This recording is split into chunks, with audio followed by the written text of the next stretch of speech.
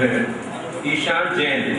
ईशान जैन तो मैं मुझे करता हूँ आए और मैं विचार बहुत ही हादसा पर कर दिया जाता है।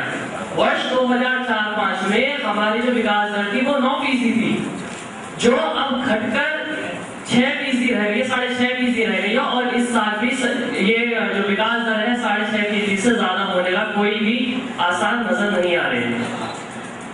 दूसरा, महंगाई का जो प्रमुख कारण है बढ़ने का वो ये है कि बढ़ता वित्तीय घाटा, सरकार का राजकोषीय घाटा जितना ज्यादा बढ़ेगा उतना ज्यादा महंगाई बढ़ेगी। इस वर्ष बजट 2012-13 को जब पेश किया गया तो सरकार ने बताया कि हमारा जो घाटा है वो है 5,135 अरब 90 करोड़ रुपए का बजट का घाटा था।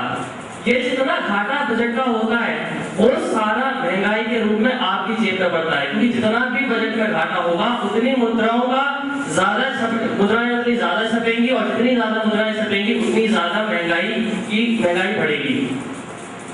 दूसरी चीज, ये जो बजट में घाटा है, ये घाटा अगर आम आदमी पर खर्च किया जाए, गरीब आदमी पर खर्च किया जाए, उस देश को 80% आबादी पर खर्च किया जाए जो गरीबी रेखा से नीचे है। अर्जुन सिंह कमेटी की गुप्ता की कमेटी की रिपोर्ट कहती है कि 78% लोग आज इस देश में 20 रुपए रोज से कम कमा रहे हैं। अगर उन पे खर्च किया जाए तो समझ में भी आता है, लेकिन बहुत ही दुर्भाग्यपूर्ण तरीके से, बहुत ही दुर्भाग्य है ये उन पे खर्च नहीं किया जाता, खर्च किया जाता है कॉर्पोरेट सेक्टर्स पे।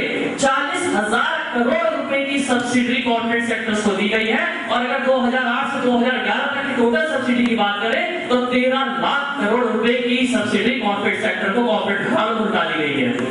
ये बहुत ही दुर्भाग्यपूर्ण स्थिति है। दूसरा, महंगाई पर जब बयान आते हैं मंत्रियों के, तो हर मंत्री, सरकार का हमेशा अल्टीमेटम आता है कि 100 दिन के अंदर महंगाई खत्म हो जाएगी। जब सरकार सत्ता में होने का 100 दिन लगेंगे, 100 दिन में महंगाई खत्म हो जाएगी। आज तक तो 100 दिन का अल्टीमेटम देते हैं। भगवान श्री कृष्ण भी अगर धरती पर आ जाए और उनसे भी पूछते कि सरकार में 100 दिन कब आएंगे, तो वो भी अपने हाथ खड़ा करते कि मुझे नहीं पता इस सरकार के 100 दिन कब आने वाले हैं। 100 दिन का इनका अल्टीमेटम कब खत्म होगा ये पता नहीं।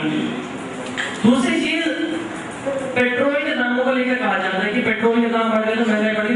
तो पेट्रोल के दाम बढ़ने से महंगाई का और पेट्रोल के दाम का कोई लेना देना नहीं है। मेरा भी एक दोस्त कह रहे थे कि पेट्रोल बीपीएल परिवार का अगर कोई व्यक्ति है वो पेट्रोल पंप पे खड़ा हो गया, वो कैसे बताएगा कि ये कार्ड बीपीएल कार्ड है या नहीं है।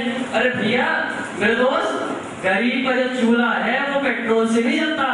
पेट्रोल कौन खर्च करता है? उच्च वर्ग, संपन्न वर्ग के लोग पेट्रोल का खपत करते हैं, और उनके महंगाई का उनपे कोई ज्यादा असर नहीं पड़ता। वो तो तब भी उतनी गाड़ी चलाएंगे और अब भी उतनी गाड़ी चलाएंगे। सरकारी अफसर होते हैं जिनको गाड़ियां मिली हुई होती है, उनको सरकार की तरफ से कुछ पेट्रोल मिलता है, कुछ महीने कुछ लीटर पेट्रोल मिलता है, तो उनको बहुत ज्यादा असर नहीं पड़ता।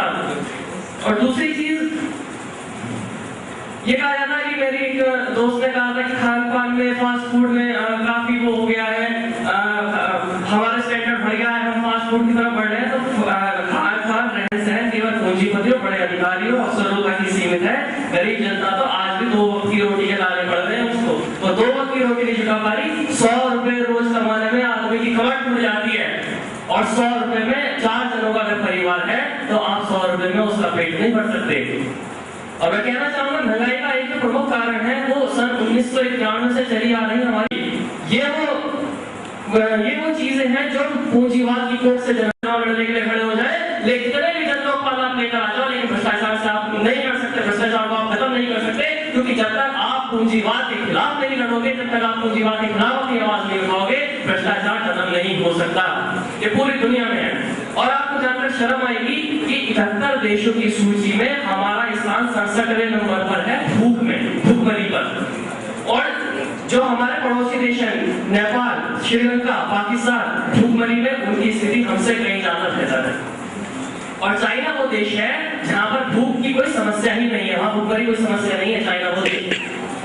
तो लड़ना पड़े।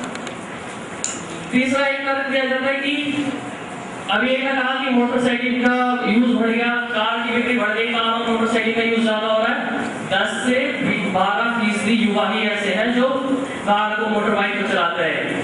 देश का मजदूर तो आज भी अपनी एटलस की साइकिल लेकर दौड़ता है, और सुबह से शाम तक साइकिल चलाता है, उसके पास मोटरसाइकिल नहीं।